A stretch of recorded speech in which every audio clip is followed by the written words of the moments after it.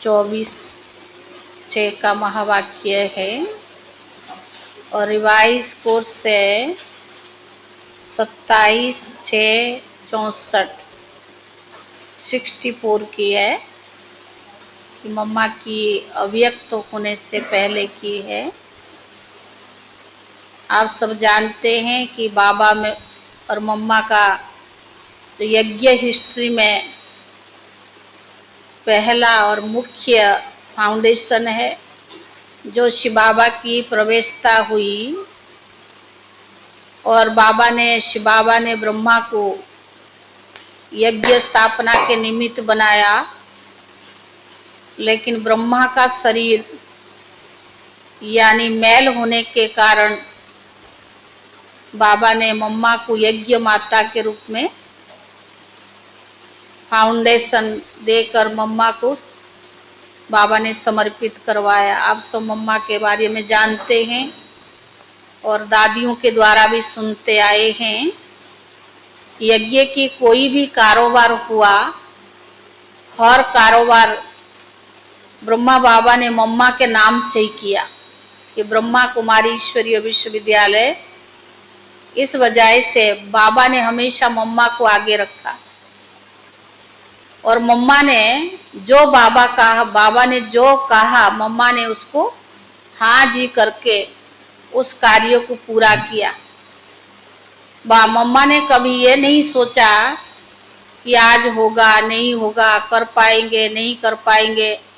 आप सब दादियों के द्वारा सुनते आए हैं कि एक पार्टी जो माउंट आबू में, उस समय शांतिवन तो थी नहीं, मधुबन में आई थी साकार बाबा के समय, पार्टी बाबा से छुट्टी लेकर के बस स्टैंड पे चले गए और बाबा ने कहा कि इनके लिए हलवा बनाओ, पर मम्मा ने कभी प्रश्न नहीं उठाया क्यों किया।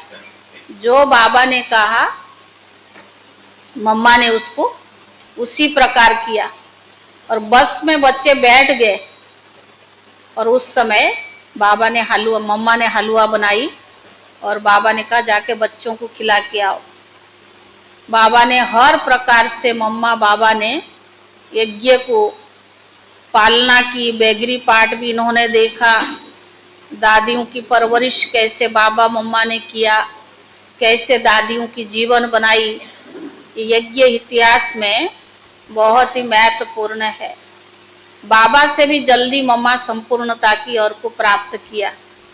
तो सुनेंगे आज हम सभी डायरेक्ट मम्मा के मुख द्वारा बोला हुआ जो महावाक्य है, जो बाबा सुनाते थे और मम्मा कैसे उसको विचार सागर मंथन करके सुनाती थी।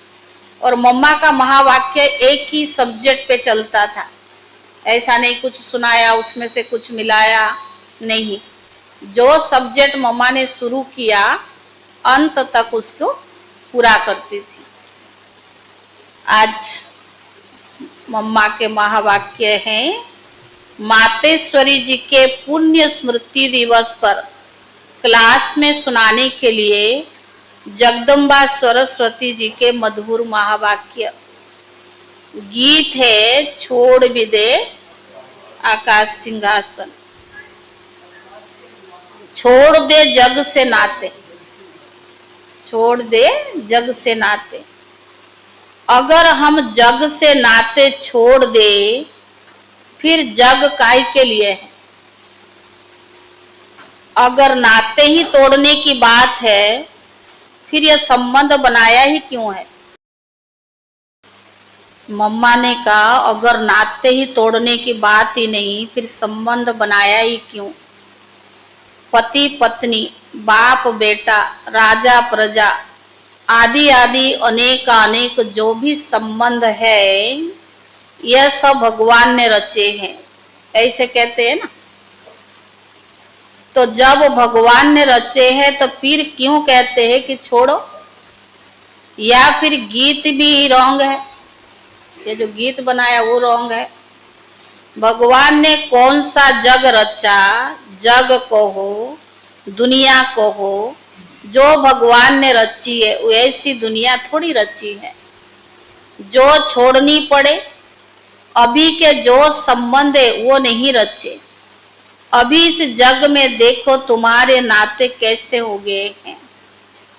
कर्मों के कारण तमो प्रधान में आते आते क्या हो गए हैं। कर्मों के बंधन एक दो को काटते रहते हैं। सभी नाते इस कर्मों के हिसाब से तमो प्रधान है। सभी कर्म, तो बाबा ने कहा सभी कर्मों नाते इस कर्मों के हिसाब में तमो प्रधान में आ करके एक दो को दुख देते रहते हैं और लेते रहते हैं। भगवान खुद कहते मैंने तो तुम्हारे ये दुख के संबंध नहीं बनाए। मैंने जो तुम्हारा संबंध जुड़ा था वो बंधन नहीं था। बंधन तो हमने बनाया ना कर्मों के हिसाब से। मम्मा कहती है जो संबंध भगवान ने जुड़ा था वो बंधन नहीं था। मैंने तुम्हारा श्रेष्ठ संबंध जुड़ा था। उस संबंध में तुम सदा सुखी थे। तुम्हारे सब नाते बहुत अच्छे थे। इसीलिए याद करते हो ना, राजा प्रजा राम राजा राम साहूकार है। बसे नगरी जिससे दाता धर्मों का उपकार है। उसको कहते ग्रस्त धर्म, धर्म पत्नी, धर्म पति, धर्म के नाम से था ना, परंतु अभी तो वह धर्म का संबंध ही नहीं रहा। प्रैक्टिकल वह जीवन नहीं रही जो भगवान ने धर्म से जुड़ करके जीवन दिया था, वो जीवन नहीं रही। इसीलिए बाप कहते ये जो तुमने अपना जग बना दिया, उस जग के जो नाते हैं वे सब बिगड़ गए हैं। मैंने जो जग बनाया था उसमें तुम्हारे नाते कितने अच्छे थे, कितने प्रिय थे, कितना एक दो को सुख देने वाले थे। नाते तो जरूर थे, ऐसे नहीं कि भगवान ने नाते नहीं रचे। नाते तो थे, लेकिन वो नाते कर्मों के बंधन के बिना थे। इसीलिए उन्हों को कहा जाता था जीवन मुक्त। जीवन में इस कर्मों के बंधन या दुख से मुक्त थे, इसीलिए उनको कहते थे जीवन मुक्त। अभी तुम्हारे नाते जीवन बंधन के बन गए हैं, इसीलिए कहते अभी उनसे छुटकारा कैसे हो। बाप कहते उससे नाता तोड़, एक मेरे से ही नाता जोड़ो। ये एक ही लास्ट की जीवन तुम मेरे हवाले करो। अंतिम जन्म है तो मम्मा कहते, बाबा कहते थे एक मेरे हवाले करो। मेरे हवाले का मतलब है क्या? मतलब जैसे स्त्री पति के हवाले है, पति स्त्री के हवाले है, बाप बेटे के हवाले है और बेटा बाप के हवाले है। यह प्रैक्टिकल अच्छी तरह से है ना। मैं कोई तुम्हें नई बात नहीं कहता हूं, कैसे करे क्या करे तुम एक प्रश्न पूछ नहीं सकते भगवान से। कैसे करे क्या करे प्रश्न पूछ नहीं सकते। तुम अपनी जीवन एक दो के प्रति देते आए हो, क्या तुम अपने बच्चों के प्रति अपने जीवन नहीं दे सकते हो? अपना तन मन धन जो कुछ है तुम उन्हों के प्रति तो बना के बैठे हो। तो बच्चे जो भी तन मन धन सब किसके लिए? बच्चों के लिए तो बना के बैठे हो। अपना अपना तो करते हो ना, सारी जीवन उन्हों के प्रति लगा देते।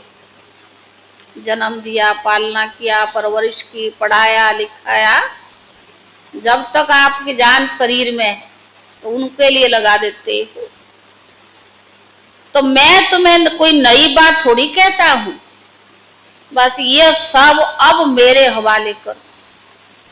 तन मन धन जो भी पुराना बचा है भगवान कहता है सब मेरे हवाले करो, जैसे अभी तक तुम एक दो के करते आए हो। ऐसे ही अभी कहता हूं तुम मेरे बनो, फिर मेरा बन करके उससे ट्रस्टी बनकर संभालो। तुम भक्ति मार्ग में भी कहते आए हो भगवान सब तेरा, सब तेरा है? परंतु तेरा तो किया नहीं, क्या भगवान को खाली कह दिया तेरा, सिर्फ ऐसे ही कह दिया कि सब कुछ तेरा, तो उसको अर्पण तो किया नहीं, ऐसे कह दिया कि तेरा तेरा भी मेरा और मेरा भी तेरा।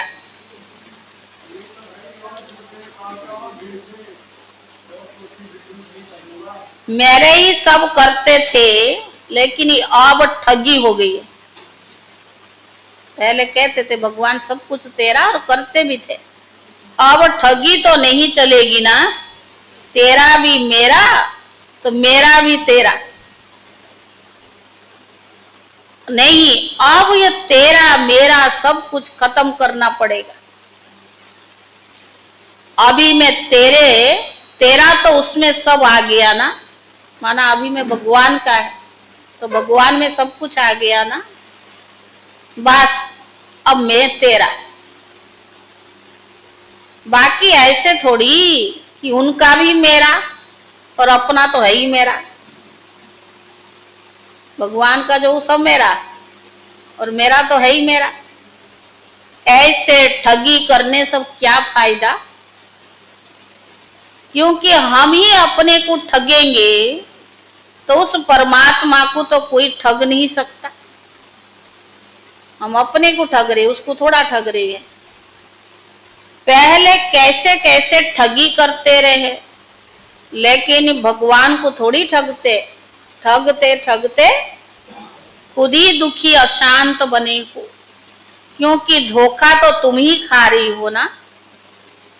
इसीलिए अब बाप कहते ये सब छोड़ो, देह सहित सब संबंधों से बुद्धि हटा करके अभी मेरे से जोड़ो, फिर अपनापन ही नहीं रहेगा। अभी तक मेरा मेरा कहते दुखी होते रहते हो, फिर बुद्धि उधर जाती है तो कहते क्या करूं, अब कैसे करूं। अगर तुम किसी में लटकेंगे तो नतीजा तुम्हारा क्या होगा। ये मोह जो है ना, इसके कारण तुम बहुत दुखी बन पड़े, भगवान के बन के भी, और शरीरधारियों के पीछे लटकना तो क्या है, खुद दुखी हुए पड़े हो। इसीलिए बाप कहते तुम इस जग के नाते तोड़ करके अभी मेरे बन जाओ। मम्मा कहती है, बाबा कहता है कि अभी जग के नाते तोड़कर मेरे बन जाओ। तो ये तुमने जो अपने देह के बंधन, जीवन के बंधन बनाए, उनसे निकाल करके अभी मेरे बन जाओ। फिर मैं कोई तुम्हारे साथ जन्म थोड़ी चलता रहूंगा, मैं फिर मैं कोई तुम्हारे साथ जन्म जन्म थोड़ी चलता रहूंगा। वो तो संगम पर साथ देता है ना। नहीं, अभी मेरा तुम्हारे से ही काम है बस। फिर तो तुम आत्माएं आपस में सदा काल के सुख में चलती चलेगी, तो तुम्हारे दुख के बंधन कट करके सुख का बंधन बना देता हूं।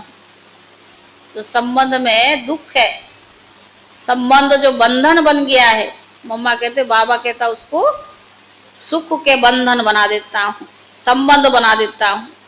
फिर तुम ही आपस में सुख भोगेंगे। अभी देखो तुम कितने बिगड़ गए हो, इसीलिए तो दुखी होते हो ना। फिर मैं तुम्हारा बिगड़ा हुआ सुधारता हूं, फिर तुम ही सुखी रहेंगे। मैं थोड़ी जन्म जन्म तुम्हारे साथ चलने वाला हूं, मैं तो सिर्फ तुम्हारी बिगड़ी को संभालने के लिए ही कहता हूं अभी मेरे बनो। सो अभी क्यों कहता हूं, क्यों कहता हूँ? बाबा के तो मेरा बनो सो भी क्यों कहता हूँ? क्योंकि मेरे फरमान पर चलने से तुम्हारे लिए सब सहज हो जाएगा। मैं तुम्हें यह सहज युक्ति देता हूँ, तुम प्रैक्टिकल में मेरे होकर के चलो तो यह युक्ति काम में आवे। जैसे कोई किसी के गोद का बच्चा होता है, फिर उनका ही नाम प्रैक्टिकल चलेगा ना, ऐसे तुम प्रैक्टिकल मेरे हो। तो मेरे हो करके चलो ना, तुम्हारा भाग्य तब बनेगा। प्रैक्टिकल हम भगवान के, तो भगवान के बन करके चलो तो क्या होगा? भाग्य बनेगा। बाप तो बड़ी सीधी सहज एकदम सिंपल बात बतलाते हैं। उससे भी देखो फोटो में कोई और कोई में भी कोई धारण करता है। कि जरूरी नहीं कि सब बाबा के बच्चे बन गए तो सब बात बाबा की धारण करते। फोटो में कोई और कोई में भी कोई बाप की बात को धारण करते हैं। बाप कहते इस छोटे से संगम युग में तुम्हारा देश इस कारपुरियल दुनिया में तुम्हारे लिए ही तो आया हूं। बाबा तो इन कारपुरियल में रहते हैं ना। मम्मा कहती सिर्फ तुम्हारे लिए ही बाबा पुरानी दुनिया और पुराने शरीर में आए हैं। तो कम से कम जितना टाइम है उतना टाइम तो कुछ हमारा ख्याल करो। किसका? शिव बाबा का ख्याल करो। बाबा के बने हो तो कम से कम इतना टाइम तो शुद्ध रहो, माना पवित्र रहो। फिर तो तुम्हारी ऐसी प्रारब्ध बन जाएगी जो तुम उस दुनिया से मेहनत करनी नहीं पड़ेगी। सतयुग में कोई मेहनत थोड़ी है, अभी थोड़ी ही मेहनत की बात है।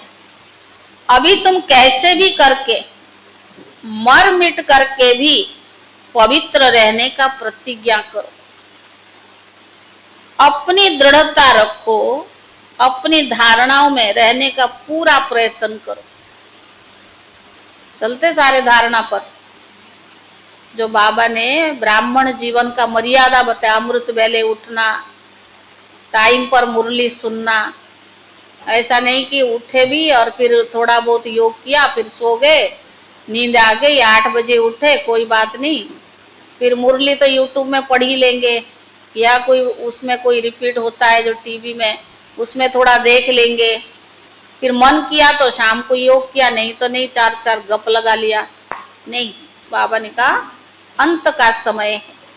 और मम्मा कहती है कि जो बाबा के साथ कम से कम इस जन्म में वायदा तो कर लो, प्रतिज्ञा कर लो, पवित्र रहना है, अपनी दृढ़ता रखो, अपनी धारणाओं में रहने का पूरा प्रयत्न करो। मजबूरी है, नहीं कर सकते, ऊपर नीचे वो अलग है, लेकिन पूरा प्रयत्न क्या करो, हम धारणा पर चलेंगे। बाप तुम्हें साफ साफ बतलाते हैं, तुम सिर्फ इतने थोड़े टाइम के लिए तो मेहनत करो। मैं तुम्हें और कोई मेहनत नहीं कराता हूं। तुम्हें जितना मिलता है उसकी भेंट में कोई मेहनत नहीं है। मेहनत है, बाबा 21 जन्म का वर्षा देता है, उसके भेंट में थोड़ा बहुत अगर सहन करना भी पड़ता है तो कोई मेहनत थोड़ी है। अभी घी के घड़े मत बनाओ, यह करूंगा वो करूंगा। दुनिया क्या कहेगी, वो क्या कहेंगे? अरे तुम दुनिया को क्या कहेगी? मम्मा कहते पहले से ही ऐसे ये बंधन छूट जाएगा तो ये करेंगे वो करेंगे। तो मम्मा कहते घी के घड़े मत बनाओ अभी। अगर फिर कहते दुनिया क्या कहेगी, फलाना क्या कहेगा, अब लूक लाज भी कब तक। तो बाबा मम्मा ने कहा छोड़ दो इसे, अभी दुनिया ही जाने वाली है तो दुनिया कहेगी क्या। लेकिन उन विचारों को यह पता थोड़ी है, इसीलिए बाप कहते ये मत सोचो कि दुनिया क्या कहेगी। अब मौत सामने खड़ा है, तुम इतना लंबा चौड़ा जो बनाकर बैठे हो, यह सब वेस्टेज, नुकसानकारक है, खत्म होने वाला वेस्ट है ये सब चीजें।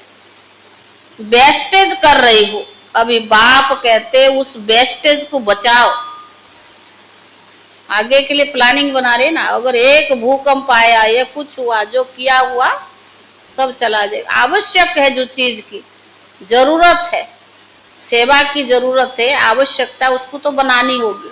विनाश तो होना ही है, वो तो निश्चित है। लेकिन अनेसरी और जो चीजों की जरूरत नहीं है उसको मत बनाओ। इस शरीर निवाह के लिए जितना चाहिए उतना भले करो, जितना तुम्हारे क्रिएशन के साथ हिसाब किताब है बस उतना ही करो। मैं कहाँ संभालूंगा, इससे तुमको ही संभालना है। जो जरूरी है तो तुमको फ्री करता हूं, लेकिन अभी एक्स्ट्रा रच रही हो उसके लिए मना करता हूं।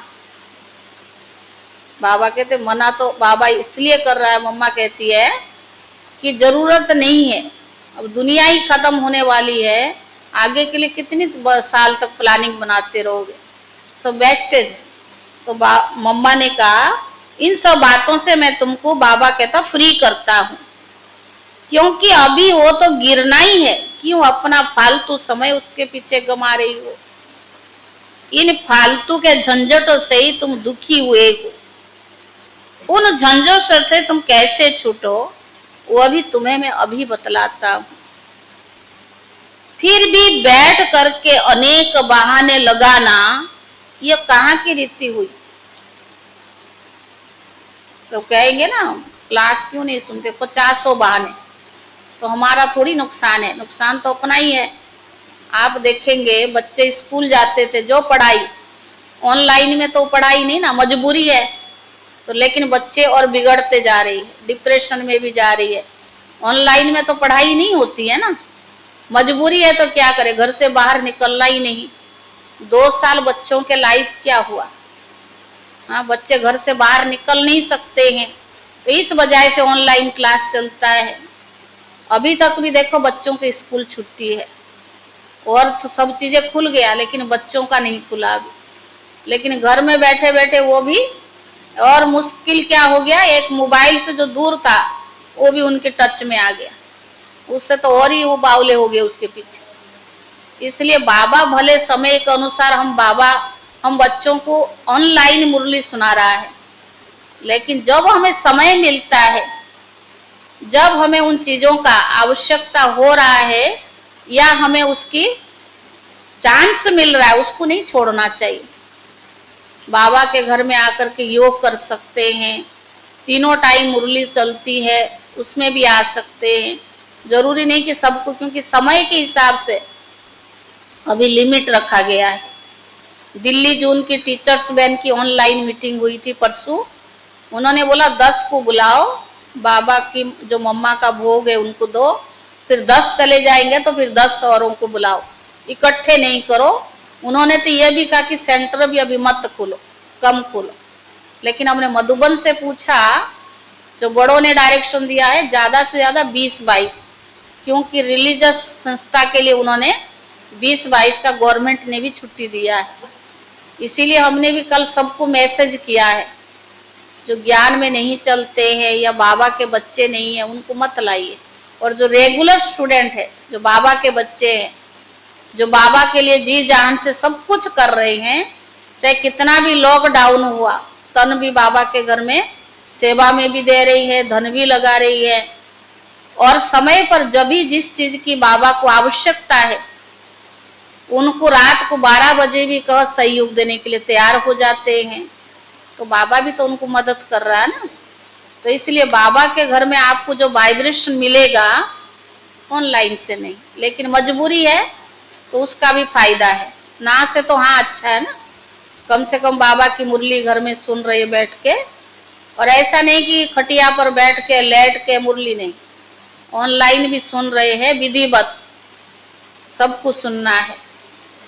क्योंकि जैसे बाबा के घर से कई बाबा के बच्चे दूसरे दूसरे जगह चले गए, उनको बहुत खींच हो रहा है, कैसा लग रहा है कि हम बाबा के घर से बहुत दूर है। हम कहते हम योग लगा रहे अब जल्दी आ जाओगे, और बाबा सच में उनको ला भी रहा है। ऐसे कई उदाहरण भी है। लेकिन बाबा तो सब जानता है ना। लेकिन मम्मा वही कहती है कि जो झंझट से तुमको मैं छुड़ा रहा हूं उससे तुम छूट जाओ। तो मम्मा ने कहा लेकिन अभी एक्स्ट्रा रच रही हूँ, लेकिन मना करता हूँ, लेकिन अभी वो गिरना ही है क्योंकि अपना फालतू समय गमा रही हूँ। इन फालतू झंझट से तो तुम दुखी हुए हो, अब उन झंझट से तुम छूटो कैसे वो मैं तुम्हें बतलाता हूँ। फिर भी करके अनेक बहाना लगाना यह कहाँ की रीति है। फिर बाबा भी कहते देख लेना, अभी अगर मुझे सीधी अंगुली नहीं देते हो, हाथ नहीं देते हो, फिर भी हाँ फिर भी मैं ऐसा नाक पकड़ कर ले चलूंगा। सीधी मानते नहीं हो ना, तो फिर बाबा क्या करेगा, नाक पकड़ के ले जाएगा। नाक पकड़ेगा, फिर दम घुटेगा, फिर दुख होगा, सजाई भी खानी पड़ेगी ना। इसीलिए कहते हैं अभी हाथ में हाथ देकर सीधा चलने का टाइम आ गया है। हाथ में हाथ देकर सीधा चलने का टाइम आ गया है।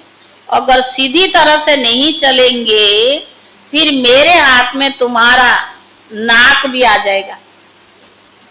सीधा नहीं चलेंगे तो मेरे हाथ में क्या आ जाएगा,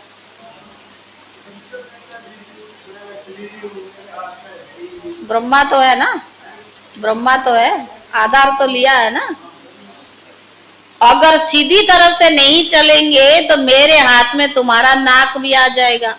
फिर आप देख लेना, फिर उस समय कुछ नहीं हो सकेगा ना तुम कुछ कर सकेंगे। इसीलिए बाप कहते बच्चे अब तुम मेरे होकर के मेरे पास आकर के मेरी बातों को सुन करके अगर फिर तुमने कुछ नहीं किया तो हाँ धर्मराज है। मम्मा ने आज बाबा की सारी बात मेरे पास आकर के मेरी सुन करके अगर अभी भी कुछ नहीं किया तो है मेरे हो करके मेरे पास आकर के मेरी बातों को सुन करके अगर फिर भी कुछ नहीं किया तो उसके लिए बहुत कड़ी सजा। मामूली बात नहीं है। भगवान के खा रही, ईमानदारी तो यही है ना, भगवान की घर में खा रही है, परवरिश कर रहा है, पालना कर रहा है, बुद्धि का और भटक रहा है, छोड़ेगा नहीं वो। एक का 100 गुना नहीं 1000 गुना दंड भोगना पड़ेगा।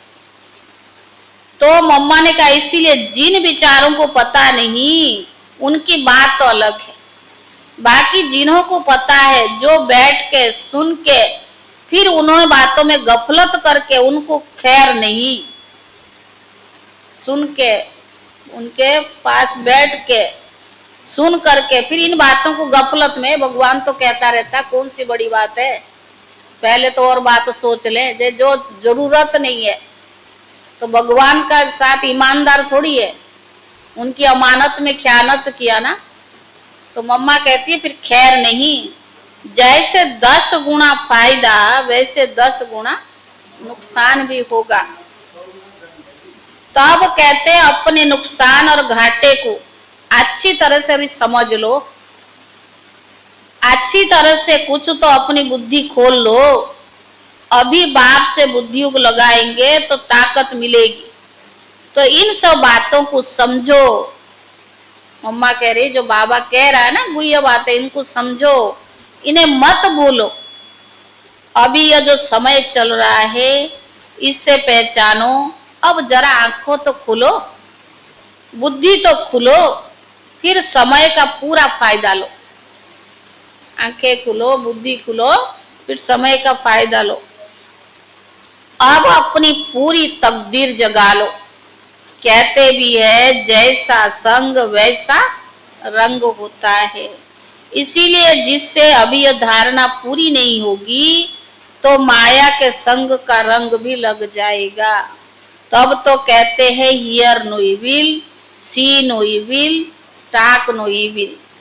कई ऐसे इविल्स है जो यहाँ भी कईयों को छोड़ते नहीं है, फिर एक दो के संग दुष में आ जाते हैं।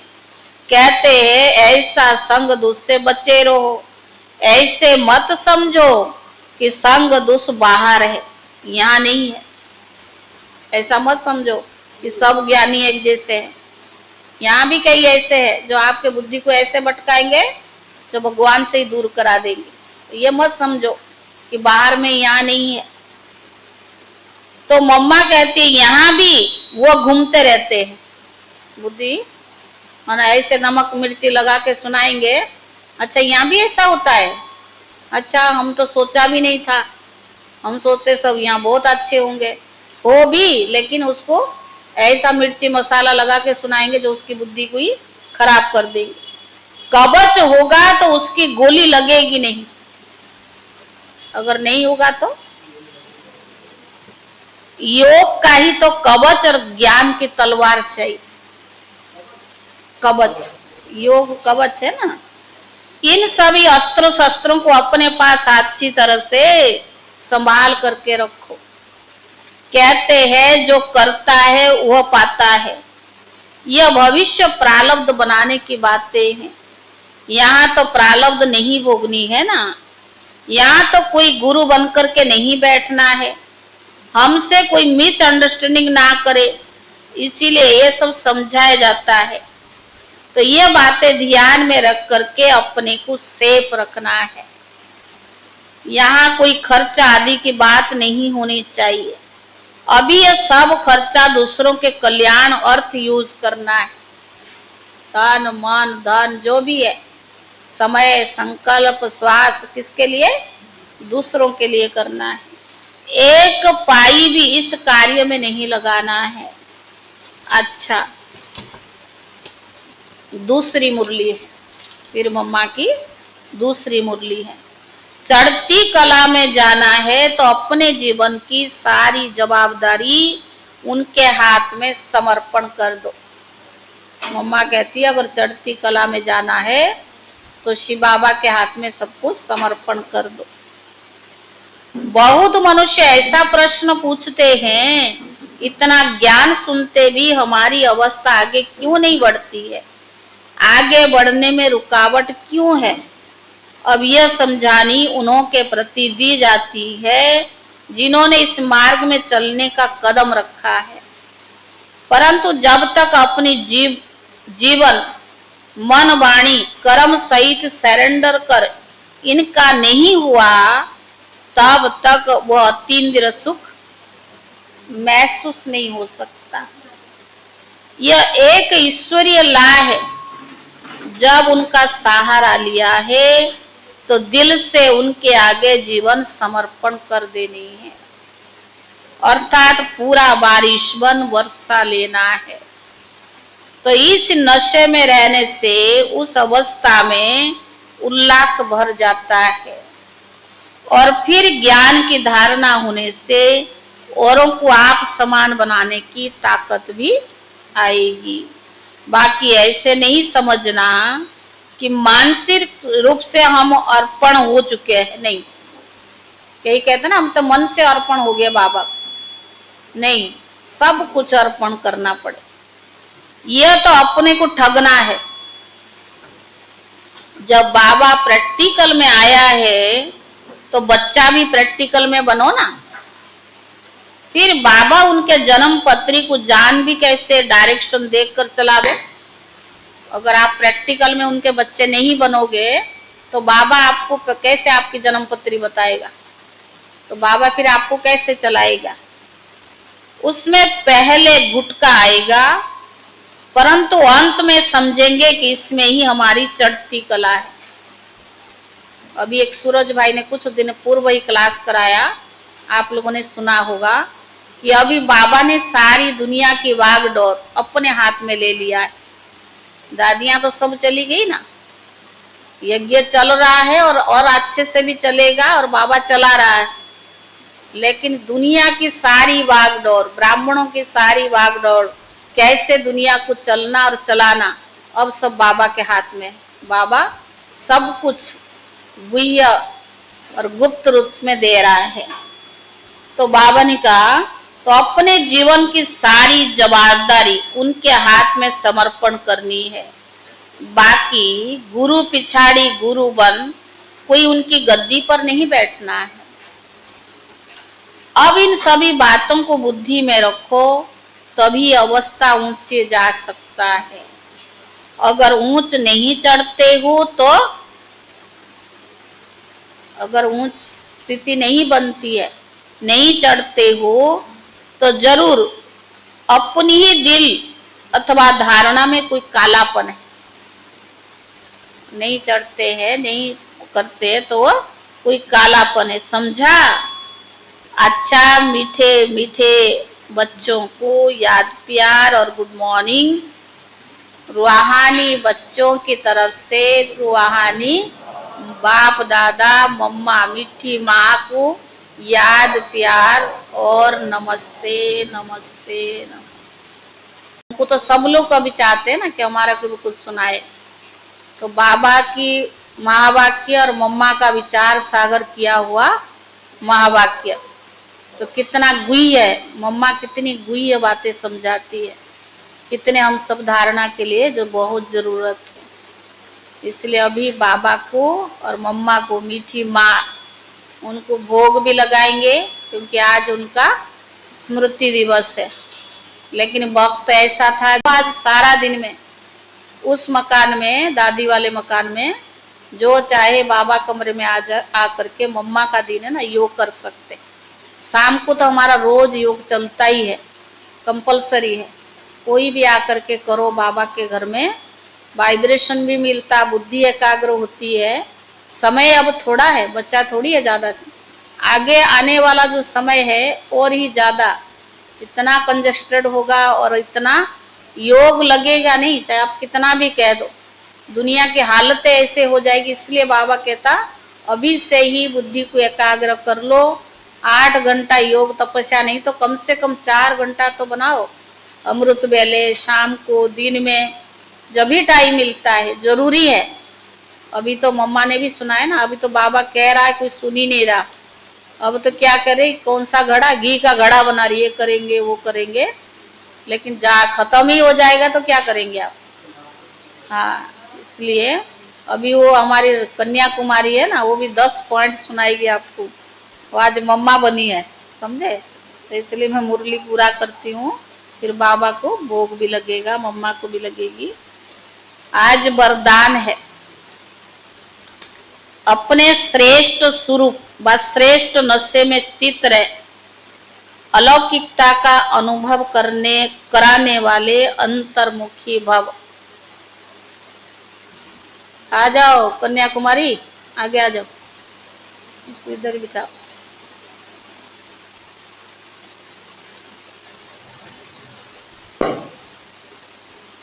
अपने श्रेष्ठ स्वरूप व श्रेष्ठ नशे में स्थित रहे, इधर अलौकिकता का अनुभव कराने वाले अंतर्मुखी भव। जैसे सितारों के संगठन में विशेष सितारों की चमक दूर से ही न्यारी प्यारी लगती है, ऐसे आप सितारे साधारण आत्माओं के बीच में एक विशेष आत्मा दिखाई दे। है साधारण, सबके बीच में क्या दिखाई दे, विशेष आत्मा दिखाई दे। साधारण रूप में होते हुए असाधारण व अलौकिक स्थिति हो, तब संगठन के बीच में आला लोग दिखाई पड़ेंगे। इसके लिए अंतर्मुखी बनकर फिर बाहर मुक्ता में आने का अभ्यास हो। सदैव अपने श्रेष्ठ स्वरूप व नस्ते में स्थित होकर के रहो। नॉलेजफुल के साथ पावरफुल बनकर नॉलेज दो, तब अनेक आत्माओं के अनुभवी बना सकेंगे। स्लोगन, रावण की जायदाद साथ में रख ली तो दिल में दिलाराम नहीं ठहर सकता। समझा, मम्मा की मुरली के हिसाब से स्लोगन है, रावण की जायदाद साथ में रख ली तो दिल में दिलाराम ठहर नहीं सकता।